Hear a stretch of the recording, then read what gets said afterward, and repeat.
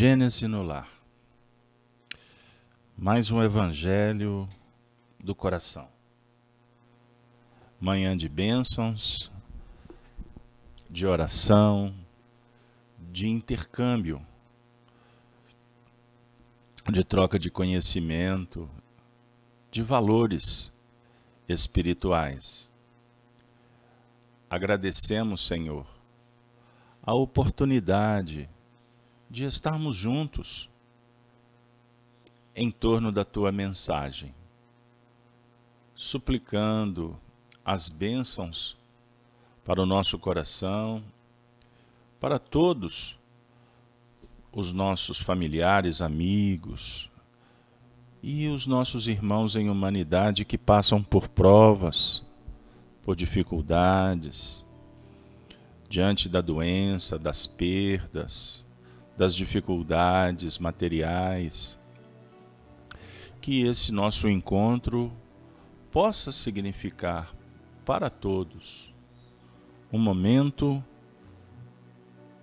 em que o tesouro espiritual possa ser distribuído diante da misericórdia, das necessidades, dos méritos. Suplicamos Jesus que esteja conosco para que estejamos cada vez mais contigo, através dos sentimentos, das ações, dos pensamentos. E assim, nós vamos dar por iniciado as reflexões da manhã, agradecendo a todos. Muito obrigado por vocês estarem com a gente na Casa de Kardec Amélie Baudet, a Fraternidade de Estudos Espíritas Allan Kardec, que foi fundada no ano de 2008, está situada em Belo Horizonte e agora dialogando com o mundo através do veículo que nos favorece, compartilhando esses momentos de fraternidade em família e que nós temos apenas o desejo de oferecer algo que possa ajudar, que possa estimular. Então, com humildade, mas também com sensibilidade, coragem e fé, nós abraçamos a você. Aonde você se encontrar, se sinta co-participante desse projeto, que é do Cristo, e nós temos a honra e agradecendo a Ele por poder participar de uma forma bem singela. Gênesis no lar, Evangelho no coração. Eu estou muito feliz nesta manhã quando nós recebemos a mensagem a ser veiculada. Então tenhamos a bondade no coração e a sabedoria para não só receber, decodificar, mas, acima de tudo, lutar sempre para colocar em prática. Nós estamos, como vocês que nos acompanham diariamente, nos esforçando para acompanhar Allan Kardec no estudo apresentado no livro A Gênese, Milagres e Predições segundo o Espiritismo, no capítulo 17, que é exatamente o ponto em que estamos, refletindo em torno dos sinais precursores, predições do Evangelho. No último encontro, nós trabalhamos o item de número 50, na passagem referente a Mateus capítulo 24, versículo 29 a 34. Como Kardec disponibilizou no mesmo item outra passagem, nós vamos trabalhá-la hoje, que é a continuação pós a narrativa anterior, e eu vou fazer a leitura que representa o Evangelho de Mateus, capítulo 24, versículo 37 e 38. Eu convido vocês a abrir a sua Bíblia, ou se você tiver o Novo Testamento, e leia o sermão profético. Mas agora vamos trabalhar apenas esses dois versículos. Jesus diz assim: acontecerá no advento do Filho do Homem. Lembrando que o Filho do Homem representa o futuro, o filho como fruto, como uma resposta da vida.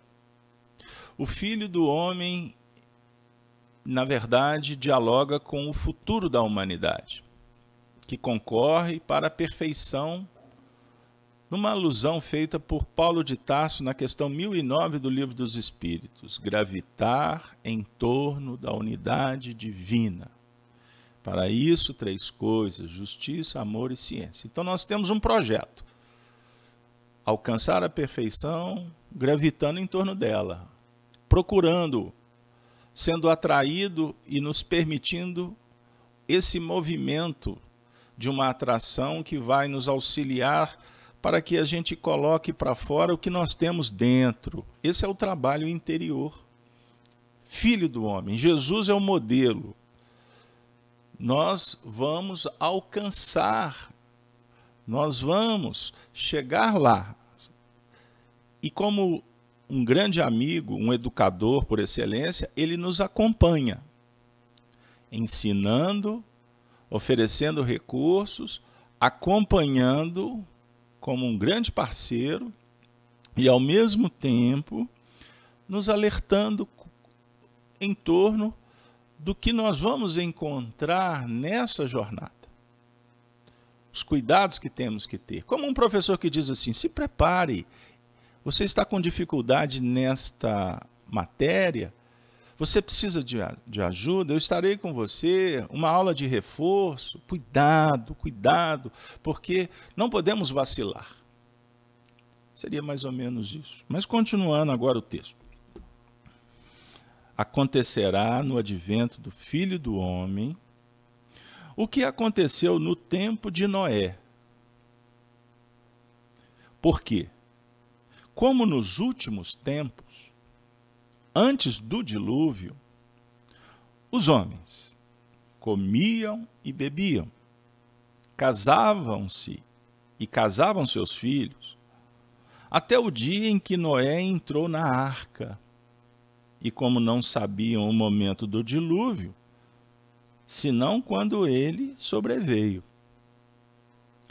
e envolveu a todos, assim será da mesma forma na vinda do Filho do Homem.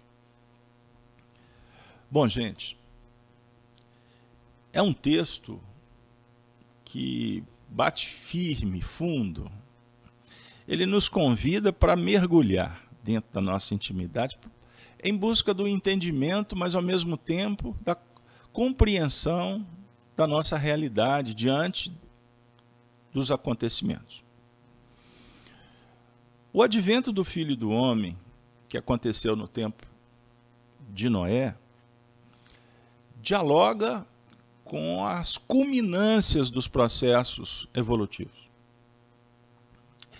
em que temos que dar uma resposta, pagar um preço, face às escolhas. Então, tudo que nós implementamos em função dos nossos pensamentos, atitudes, palavras, é como um homem que sai para um campo para semear.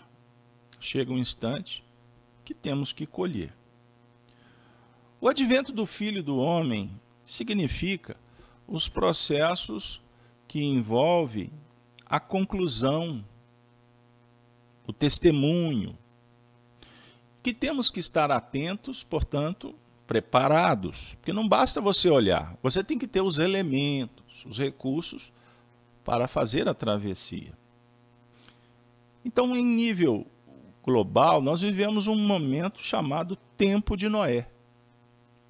O que aconteceu com Noé? Todos nós vamos recordar. Dilúvio. Era um tempo de muitas complexidades na sociedade. A mensagem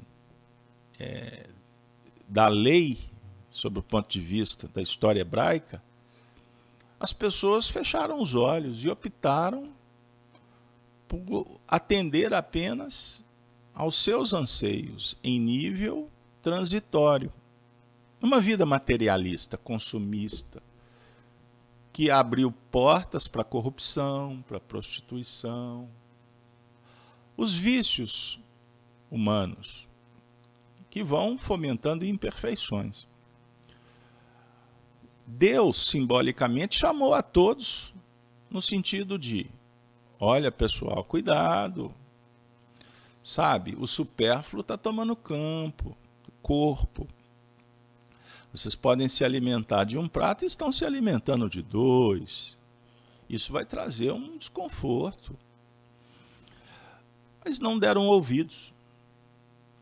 Apenas Noé, dentro das tradições desta história, que pode ter acontecido, mas pode ter sido um mito também, para trazer um conteúdo. Embora tenha pessoas, historiadores, arqueólogos, que estão procurando a arca até hoje. O que nos importa é a questão moral. O que aconteceu? 40 dias de chuva, tempestades, o chamado dilúvio. Depois que Noé atendeu dentro da linha histórica, ele foi o único que atendeu o chamado do Senhor. Então Noé era um homem justo. Nas falas dos cristãos, dos judeus, ele era um homem temente a Deus. Uma expressão muito utilizada. Porque, inclusive, a mensagem do Antigo Testamento, numa interpretação literal, ela sugere temor. E, na verdade, o temor, hoje, à luz do Espiritismo, não é ter medo a Deus, porque Deus não pune e nem premia ninguém. Mas no sentido da gente observar a lei divina que está dentro, esculpida, para trabalhar a nossa consciência, para que a gente se sinta filho de Deus, que respeitam essas leis. Como nós temos atenção quando o serviço de meteorologia avisa que vai ter uma chuva de granizo.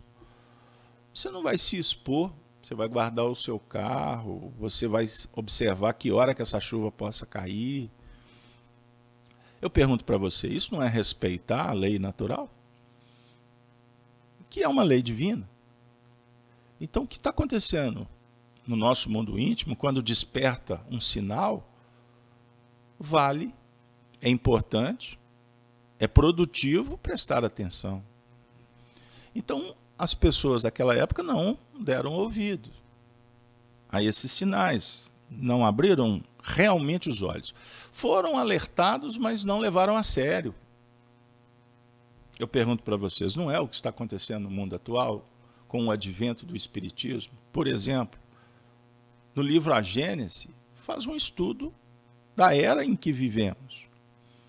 Mas não é só o Espiritismo. Se a gente visitar as tradições atuais, não é, que remontam os vínculos religiosos, místicos, esotéricos, e também no cenário social, se fala muito em mudanças. Naturalmente, cada um dá um revestimento.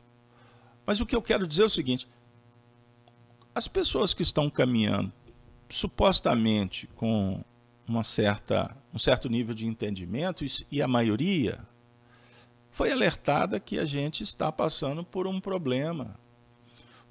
Nós temos que resolver questões e que não dá para brincar, porque vem um dilúvio, para não dizer que o dilúvio já está por aí. Para muita gente, o mundo está acabando. Tem pessoas temerosas, vivendo em faixas densas, doentias, paralisando a alma pelo medo. Já outras, sabedoras, que o período em que os homens comem, bebem, casam, procriam, etc., e que nós não podemos ficar só na superficialidade da rotina que, não bem aplicada, escraviza. A rotina observada com os olhos evolutivos, ela é bendita. Mas você não pode ser escravo do mecanicismo da vida. Voltando, nós não estamos temerosos de um dilúvio que se avizinha. O que nós estamos fazendo, por exemplo, agora? Construindo uma arca. Ou não? André Luiz, o Espírito Amigo, nos oferece uma bela obra, através de Chico Xavier, intitulada No Mundo Maior. É um estudo sobre a casa mental. Há um paralelismo da casa mental com a Arca de Noé, que tem 3 compartimentos. O inconsciente, que é o passado, a casa das noções superiores, que é o sótão, que é o futuro, onde a gente busca provisão, é o grande futuro. Então o passado é o porão. Lembram que na Arca de Noé os animais foram colocados no compartimento de baixo? Vocês se lembram que Noé protegeu a arca com betume? A medida da arca era o passo de Ibis. Olha a simbologia egípcia. Côvado.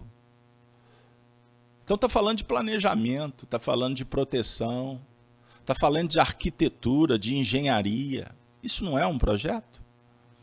Lembrando que o Evangelho, pelo menos na nossa interpretação, é um grande empreendimento. Um empreendimento com relação à perfeição, o futuro. O mundo não vai acabar como não acabou o mundo nos tempos de Noé por causa do dilúvio. Ah, o dilúvio foi numa região apenas. Gente, Kardec nos alerta, no item 54 desse mesmo livro que estamos estudando, que esse quadro dos fins dos tempos é evidentemente alegórico como a maior parte daquilo que apresentava Jesus. Ponto. A definir o quê? Que nós temos que sair da superficialidade e observar que um percentual considerável da humanidade vive assim.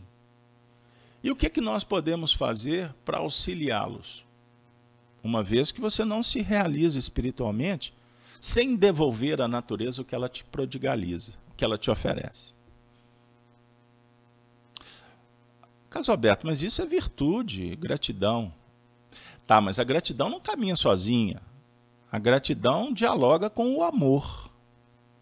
Então, devolver para a humanidade o que ela nos oferece é um ato amor. Fazer luz. Você já parou para reconhecer a importância do alimento que vai à sua mesa? O que você pode fazer para agradecer? Eu aprendi nas tradições da minha família católica que a gente faz oração na hora do jantar, do almoço, do café da manhã. Ah, mas é um ato religioso. Não pense só assim. Pense no movimento íntimo em não só se alimentar do que vem à sua mesa, sob o ponto de vista de atender os anseios do corpo. O que é mais importante na alimentação é o que a gente assimila. Porque muitas coisas você devolve para a natureza, não é assim? Então, o que nós estamos recebendo? O que nós estamos retendo? E ao reter, que vai trazer o prazer, um prazer necessário, que sugere bem-estar, você devolve isso como para a natureza? Bons pensamentos, agradecimento, mas você também distribui, você oferece esse momento para outrem. Então, existem várias maneiras de agradecer. Nós estamos, na verdade, sem saber o momento dos testemunhos. Sem sabermos. Mas precisamos, então, abrir o coração. Numa expressão de Allan Kardec, ele diz assim, que é necessário que compreendamos o sentido alegórico, sob o ponto de vista do que ele nos oferece, essencialmente, ao nível moral. Kardec diz assim, a fim de atingir o coração, é necessário observar que estas mensagens, elas objetivam atender os nossos olhos, com sinais materiais. Era uma maneira que Jesus, os profetas, utilizavam para impressionar. E eu pergunto para vocês, nós não estamos sendo impressionados com tudo que está nos visitando? Vejam quantas contradições, guerras, pestes. A pandemia não é uma peste? Olha aí que quantidade de cepa que vai surgindo toda hora. Então a pandemia, ela traz, no simbolismo que ela oferece, muitas oportunidades para que a gente possa superar os nossos próprios limites. Mas quanto mais conhecimento, mais segurança e condições de superar esses momentos que são diluvianos, por que não dizer? E envolve a todos, não é verdade? Mas o texto vai falar sobre a vinda do Filho do Homem. Pois nesses instantes de testemunhos, o Senhor se revela pela oportunidade que nós mesmos abrimos para procurá-lo. E ele responde, vinde a mim. Todos que estáis cansados, sobrecarregados, que eu vos aliviarei. Mas tomai sobre vós o meu jugo e aprendei de mim, que sou brando, humilde, de coração, assim encontrareis paz. Ou seja, a gente procura e ele responde. Como que ele responde? Nos dando remédio, carinho, amizade. Mas ao mesmo tempo ele fala assim, leva esse livro, leia depois quando puder. Porque o meu jugo é suave, meu fardo é leve. Se você ler o livro e aplicar. Se você se sentir filho de Deus, protegido por Deus e convidado para agir conforme o vosso Pai que está no céu. Qual céu? Se não da sua consciência. Então, minha amiga, meu amigo, eu queria propor o seguinte. Não pense que vale apenas a informação. Que nós já estamos muito bem informados, graças a Deus, que somos filhos de Deus. Nós já nos reconhecemos como espíritos. Estamos na Terra, eu sei, eu acredito nos espíritos, eu estou reencarnado mesmo. Ok, mas isso é suficiente? Não. Nós precisamos passar a sentir assim, como filhos. Sentir Deus na vida, sentir Deus no coração. Se encher de um orgulho positivo, se sentir preenchido de muita força interior e saber que você pode, que você deve, que você se realizará cumprindo a sua missão de filho. Sinta-se, feche os olhos. Sinta, esqueça o mundo de fora, não quero saber mais de texto, de contexto, de pessoas, de computador. Isso é simbólico, tá, gente, que eu estou dizendo. Esquece, fecha os olhos, mergulha dentro. Sinta-se filho de Deus. E diga, obrigado, Senhor. Louvado seja o seu nome, louvado seja a vida. Obrigado, Senhor, pela minha mãe, pelo meu pai, obrigado pelos meus filhos. Obrigado, Senhor, por estar aqui. Obrigado, Senhor, pela mediunidade, pelo convívio com os espíritos. Obrigado, Senhor, pela natureza que me envolve, o oxigênio que eu respiro, o coração que pulsa, o corpo que responde. Me dê força para mantê-lo com saúde. Para isso eu preciso de ter uma saúde mental bem encaminhada. E saúde mental significa bons pensamentos. Então não alimente ódio. Não se veicule a mentira. Aquele canal de televisão que só te traz desconforto, não liga mais. Vai lá naquela fonte. Tem uma amiga que diz, atualmente eu adoro programa de culinária. De vez em quando eu assisto aqueles programas de turismo. Viajo pelo mundo gratuitamente na televisão. Isso me faz bem. Aí eu digo, é muito bom a gente procurar o encantamento.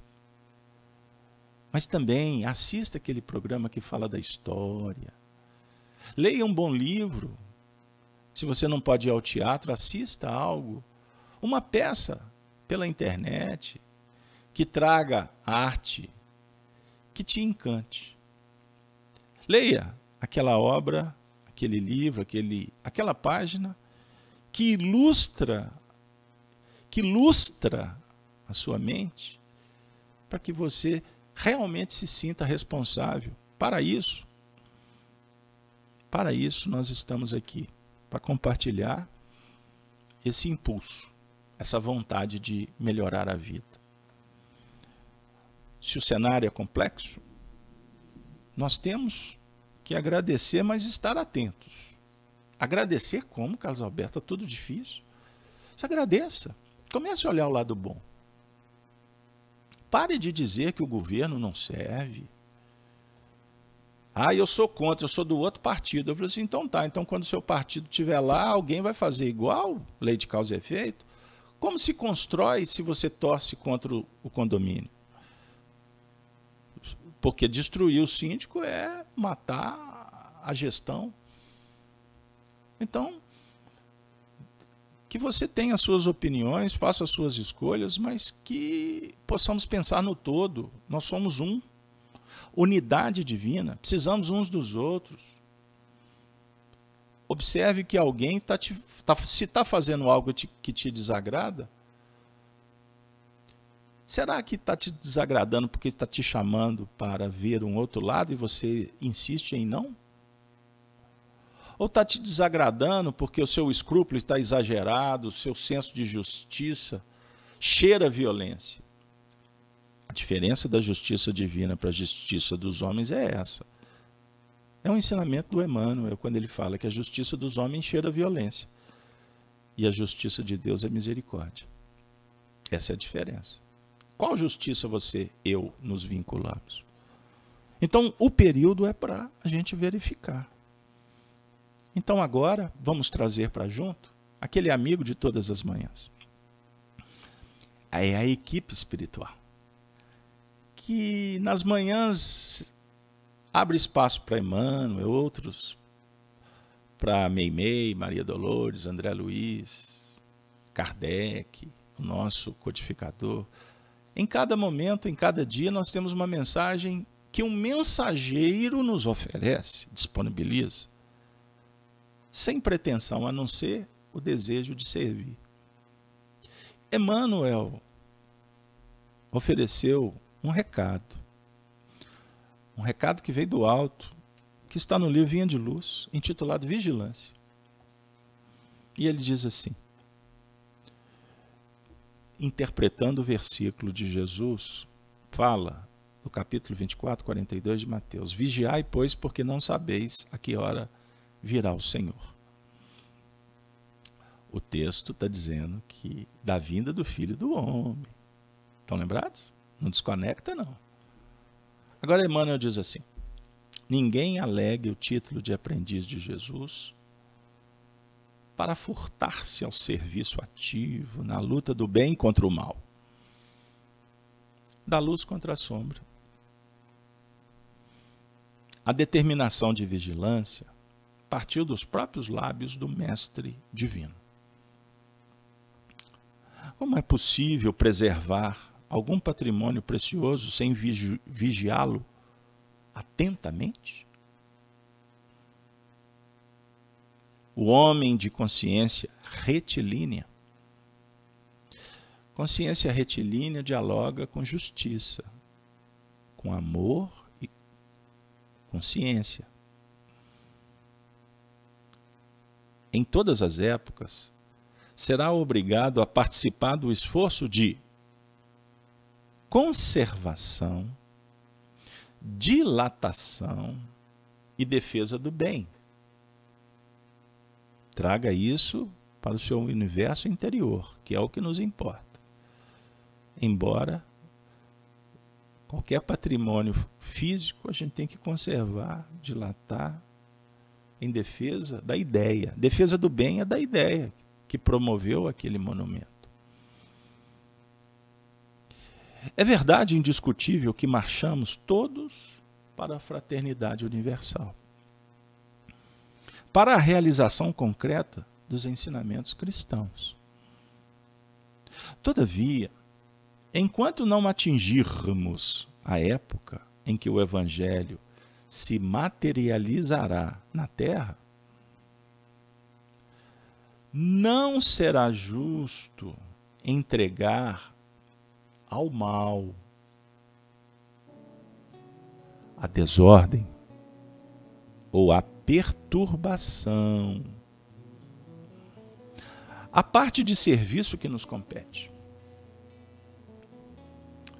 Para defender-se de intempéries, os dilúvios aí, de rigores climáticos, o homem edificou o lar e vestiu-se convenientemente. Semelhante lei de preservação vigora em toda a esfera do trabalho no mundo.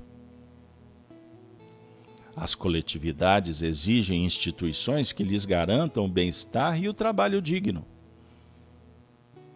sem aflições de cativeiro. As nações requerem, entre aspas, casas, de princípios nobilitantes, em que se refugiem contra as tormentas da ignorância ou da agressividade, do desespero ou da decadência. E no serviço de construção cristã do mundo futuro, é indispensável vigiar o campo que nos compete. Foi o que Noé fez? E olha que foram 40 dias de tormenta. E esse número 4 é um ciclo. Ciclo indispensável para o nosso aprendizado. Lembram dos 400 anos do jugo dos hebreus no Egito? Lembram dos 40 anos no deserto, a travessia, saindo do Egito para a terra prometida? Vocês se recordam dos 40 dias de Jesus sendo tentado no deserto? Então esse número 4 tem ensinos para que a gente possa estudá-los. Sem numerologia, sem misticismo, não. Mas é um diálogo que o período da tormenta, das dificuldades, são importantes no processo. Por isso precisamos de vigiar o campo que nos compete. E o Emmanuel encerra dizendo: o apóstolo é de Jesus. A obra pertence-lhe.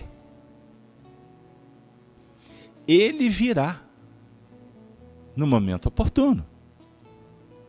Então, o tempo da vinda é o tempo devido. A circunstância favorece. E nos escapa mensurar. O que nos compete é aguardar vigilantemente. Continuando. Ele virá no momento oportuno a todos os departamentos de serviço. Imagine o chefe que sai de manhã para visitar os departamentos da empresa. Aí quando ele entra, todo mundo senta direitinho, para de falar, o comportamento muda. Já viveu cenas assim? Pois bem. Você não pode ficar o tempo todo na empresa esperando o diretor vir. Porque você sabe que ele vai vir só no momento oportuno. Você tem que ficar com os olhos voltados para o trabalho. Mas se ele aparecer, significa que nós temos que estar prontos. Então não significa que a gente vai ficar bonzinho só diante dele. A questão é ter autoridade no que você faz o tempo todo, porque quando ele chegar, não será motivo de temor, de desconforto, e sim um fenômeno de alegria, pois ele estará acompanhando o que você faz normalmente. Compreenderam que não pode ser uma tarefa de fora? Não é ajuste social de relação. É entrega. É o que nos dá segurança. Então vamos pensar só, antes de concluir a leitura, porque essa ideia chegou aqui muito forte e eu tenho que trabalhá-la. Vamos pensar o seguinte: nós estamos fazendo o evangelho aqui, nesse instante. Jesus está nos observando. Você está querendo saber se ele está aqui ou não, se ele está te olhando? Você está preocupado se você está com a roupa assim, se você está sentado direitinho? Como é que... Não, nós não estamos aqui espontaneamente fazendo trabalho. Não estamos recebendo a mensagem e ela tem favorecido o nosso bem-estar emocional. Pois bem, e ele está aqui. Ele é o diretor da empresa que sabe tudo. Então, quando nós estamos fazendo a obra que nos compete, significa que, na verdade, o Senhor que visita oportunamente todos os departamentos de serviço, orienta as particularidades do ministério. E nós estamos frutificando isso. E qual ministério que é esse? O da purificação e sublimação da vida. E depois eu pego a cadência de novo do texto. Mas eu ainda chamo a atenção para esse ministério que é de purificação e de sublimação. Por que ele usa essas duas expressões? Purificação não dialoga com a expiação necessária, com as provas necessárias também no processo para o aprimoramento? Mas nós não podemos ficar com os olhos voltados apenas para provas e expiações. Nós temos que transcender. A transcendência significa o movimento que nos eleva e a resposta que nos garante superar esse processo. É como se Jesus estivesse andando sobre o mar revolto, que Noé precisou de uma embarcação para fazer essa travessia. Então Jesus representa aquele que inspira para que a gente possa levar essa embarcação na direção correta. Então, para concluir, eu vou reler esse último parágrafo, para não perder a ideia principal do Emmanuel.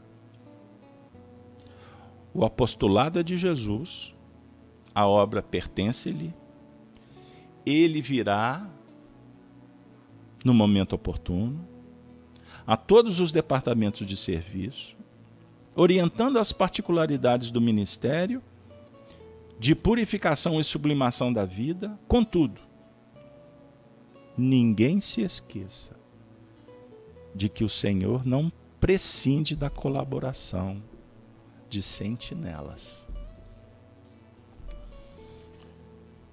Significa que nós precisamos de acionar as sentinelas, estarmos atentos.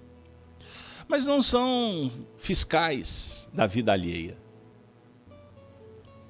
Vamos pensar assim, são voluntários que nos auxiliam na observação do que está acontecendo dentro do nosso coração. E o que nos chega, que nos visitar, que a gente possa ter a sabedoria de selecionar. E nós temos que fazer isso permanentemente. Não é simples. Mas quando a gente coloca amor no coração, esse filtro que temos que passar, ele acontece, ele funciona de uma forma que não nos causa desconforto. É simplesmente um filtro. Eu recebi uma mensagem muito bonita, uma mensagem muito profunda.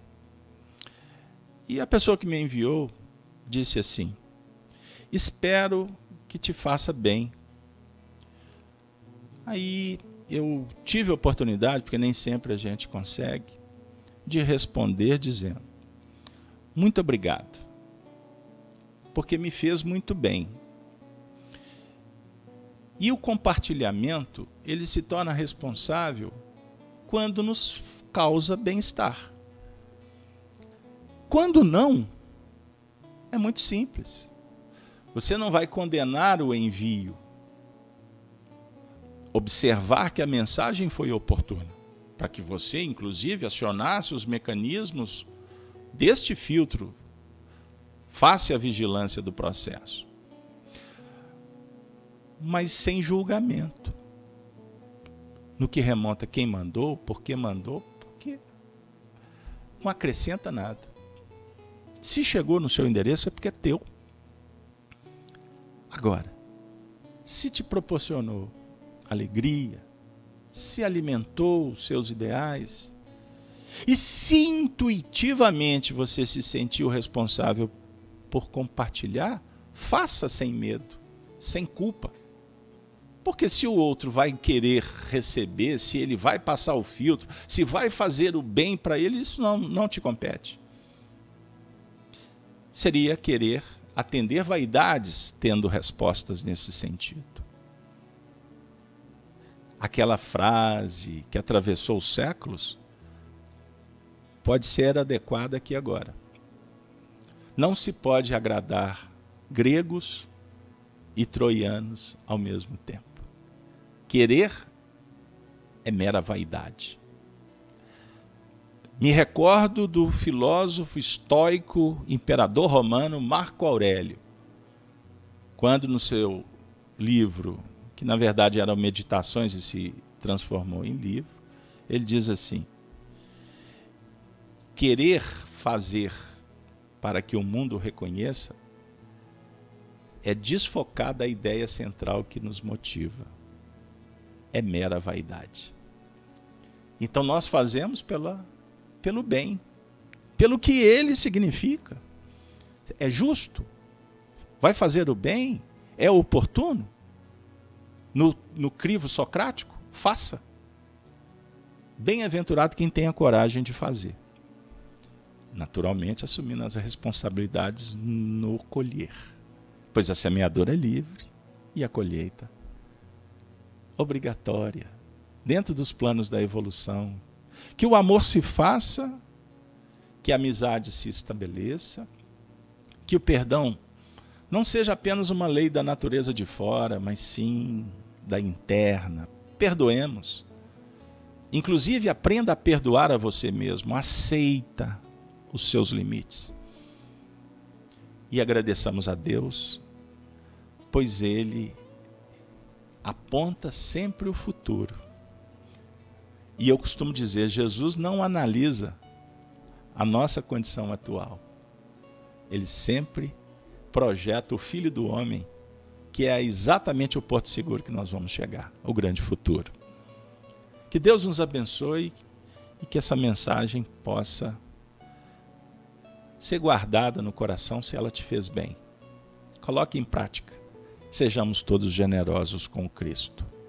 E para nos despedir, nós vamos lembrar do Cristo e reverenciá-lo por gratidão e por amor, dizendo: Ave, ave, ave seja o Cristo. Muito obrigado a todos. Gênesis no lar, Evangelho no coração. Mais um momento de inspiração, de oração. Que tenhamos uma ótima manhã e um bom dia de muito trabalho. Valeu, pessoal. Até a próxima, se Deus quiser.